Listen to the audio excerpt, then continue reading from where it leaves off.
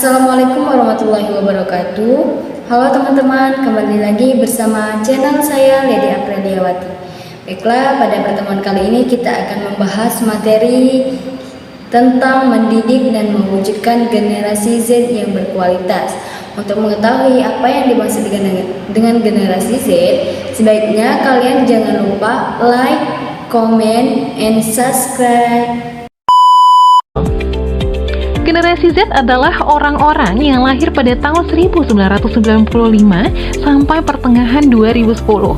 Dan jumlah generasi Z sampai saat ini sudah mencapai angka 68 juta jiwa atau 2 kali lipat dari generasi X. Sedangkan di seluruh dunia, generasi Z sudah mencapai 2,5 miliar jiwa. Kalau generasi milenial hadir saat peralihan teknologi analog ke teknologi digital, generasi Z ini berbeda sama generasi milenial. Mereka lahir di tengah perkembangan teknologi yang sudah maju dan tumbuh dengan menikmati teknologi tersebut.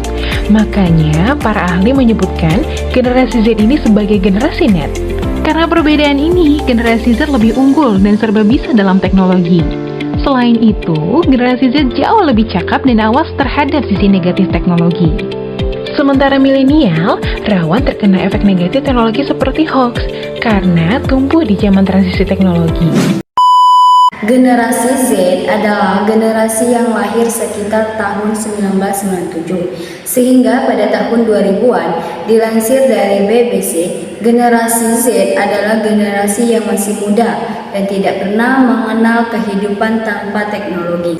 Dikutip dari hasil sensus penduduk tahun 2020, jumlah generasi Z mencapai 75,49 juta jiwa atau setara dengan 27,94% dari total seluruh populasi penduduk di Indonesia. Sementara itu, jumlah penduduk paling dominan kedua berasal dari generasi milenial sebanyak 69,38 juta jiwa atau sebesar dengan 25,87%. Adapun karakteristik generasi Z, yang pertama, melek teknologi, yang artinya generasi Z tumbuh di era teknologi sedang berkembang pesat. Internet, media sosial, aplikasi pesan makan, aplikasi transportasi, aplikasi kencan online, dan masih banyak lagi. Bahkan Gen Z di Indonesia mencapai posisi teratas yang paling banyak menghabiskan waktu untuk berselancar di internet. Kedua, kreatif. Coba deh kita tanya kepada orang tua atau kakek nenek kita, apa sih cita-cita mereka dulu? Mungkin tidak akan jauh dari dokter, PNS, pilot, atau arsitek. Nah, berkat kehadiran internet, generasi kita jauh lebih kreatif dalam menghasilkan uang, khususnya yang berhubungan dengan industri kreatif, seperti konten kreator, podcast, blogger, sampai mendirikan perusahaan rintisan startup sendiri. Yang ketiga, menerima perbedaan. Karakter Gen Z mampu menerima perbedaan di sekitar, entah itu agama, suku, ras, adat istiadat, dan sebagainya. Yang keempat, peduli terhadap sesama. Meskipun lebih sering rebahan, santai-santai sambil scroll TikTok, YouTube, Instagram, bukan berarti generasi Z jadi apatis. Justru mereka paling cepat dalam urusan menyebarkan informasi dan mencari solusi. Misalnya ada nenek-nenek yang jualan kue di lampu merah. Z bisa mengunggah foto si nenek tersebut di media sosialnya sehingga dapat mengundang orang lain untuk membeli kue si nenek tersebut. Dan generasi Z juga mampu ramai-ramai menggalang donasi untuk si nenek tersebut. 5. Senang berekspresi. Mereka gemar berekspresi untuk menemukan jati dirinya. Contohnya, penggelaran Citayam Fashion Week yang diisi oleh remaja untuk menunjukkan busana mereka. Generasi Z juga memiliki kekurangan. Yang pertama, FOMO atau Fear of missing out. Ya, yang artinya mereka bisa merasa kuper atau takut dicap tidak gaul dan cemas jika belum mencoba tren yang ada di internet. Yang kedua, kecemasan dan tingkat stres yang tinggi. Hal ini disebabkan karena pandemi, ketidakpastian mengenai masa depan, berita buruk di internet dan media sosial.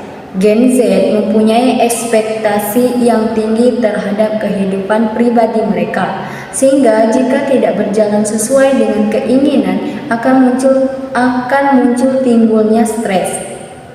Ketiga, mudah mengeluh. Gen Z menjadikan hal ini sebagai hambatan untuk maju. Gen Z juga disebut sebagai generasi strawberry karena manja dan mudah mengeluh. Namun ada beberapa cara untuk menjadi generasi Z yang lebih baik. Yang pertama, kurangi ekspektasi.